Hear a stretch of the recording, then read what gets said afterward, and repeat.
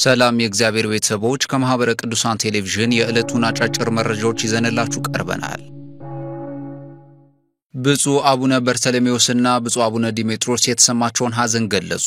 ብፁዕ አቡነ በርተለሜዎስ የድሬዳዋ ሀገረ ስብከት ሊቀ ጳጳስ በሰሜን ሸዋ ዞን በምንጃር ሸንኮራ ወረዳ በአረርቲ ደብረገነት ቅድስት ማርያም ቤተክርስቲያን ለግንባታ የተሰራ ርብራብ እንጨት ተደርምሶ ሕይወታቸውን ባጡ ምዕመናን የተሰማቸውን ጥልቅ ሐዘን ገልጸዋል። ብፁዕነታቸው በአደጋው ሕይወታቸውን ያጡ ወገኖቻችን የቅዱሳን አምላክ ነፍሳቸውን በደጋጎቹ ቅዱሳን አባቶቻችን አጠገብ ያሳርፍልን ብለዋል። በተመሳሳይ ብፁዕ አቡነ ዲሜጥሮስ የሊባኖስ የተባበሩት አረብ ኤሚሬትስና የመካከለኛው ምስራቅ ሀገረ ስብከት ሊቀ ጳጳስ ለቤተሰቦቻቸው ለወዳጅ ጓደኞቻቸውና ለመላው ኦርቶዶክሳውያንን መጽናናት ተመኝተዋል። ዘገባው የኢትዮጵያ ኦርቶዶክስ ተዋሕዶ ቤተክርስቲያን መገናኛ ብዙሃን አገልግሎት ስርጭት ድርጅት ነው።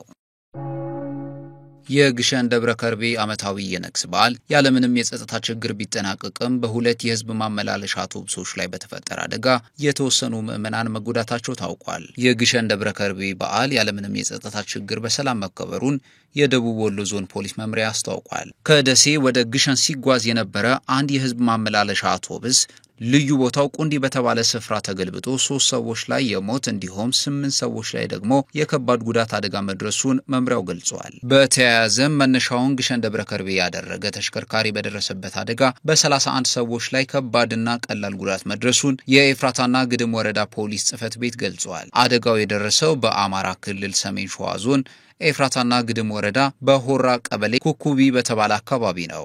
ተሽከርካሪው ከመንገዱ ወጥቶ በመገልበጡ ምክንያት አደጋው መድረሱን የወረዳው ፖሊስ ጽሕፈት ቤት ኃላፊ ምክትል ኮማንደር መሐመድ መኮንን ተናግረዋል። ጉዳት የደረሰባቸው ተሳፋሪዎች በአቅራቢያቸው በሚገኘው አጣዬ የመጀመሪያ ደረጃ ሆስፒታል የሕክምና እርዳታ እየተደረገላቸው መሆኑም ተዘግቧል። መረጃውን በማህበረ ቅዱሳን የደብረ ብርሃንና የወልዲያ ማዕከላት አድርሰውናል።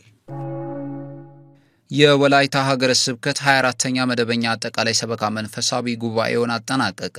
በኢትዮጵያ ኦርቶዶክስ ተዋሕዶ ቤተክርስቲያን የወላይታ ሀገረ ስብከት መስከረም 22 ቀን 2018 ዓ.ም ያካሄደውን 24ኛ መደበኛ አጠቃላይ ሰበካ መንፈሳዊ ጉባኤውን አጠናቋል። በጉባኤው ላይ ብፁዕ አቡነ ይስሐቅ የወላይታ ሀገረ ስብከት ሊቀ ጳጳስ፣ መላከ ሰላም ቀሲስ ቦኮቻ ኤንጋ የሀገረ ስብከቱ ስራ አስኪያጅ፣ የሀገረ ስብከቱ ልዩ ልዩ አገልጋዮች መገኘታቸው ተገልጿል። መሪ ራሱን መቆጣጠር ከቻለ የተሰጠውን መንፈሳዊ ተልእኮ በአግባቡ መወጣት ይችላል ብለዋል ብፁዕ አቡነ ይስሐቅ። አሁን ላይ ብዙ በጎችን እየተነጠቀን መሆኑን የጠቀሱት ብፁዕነታቸው ለእይታ ቁጥራችን ብዙ ቢመስልም ትጥቃችን የላላ ነው በማለት በጉባኤው የታደሙ አባቶች ጠንክረው እንዲሰሩ አባታዊ መመሪያና መልእክት አስተላልፈዋል። ዘገባው በማህበረ ቅዱሳን የወላይታ ማዕከል ነው።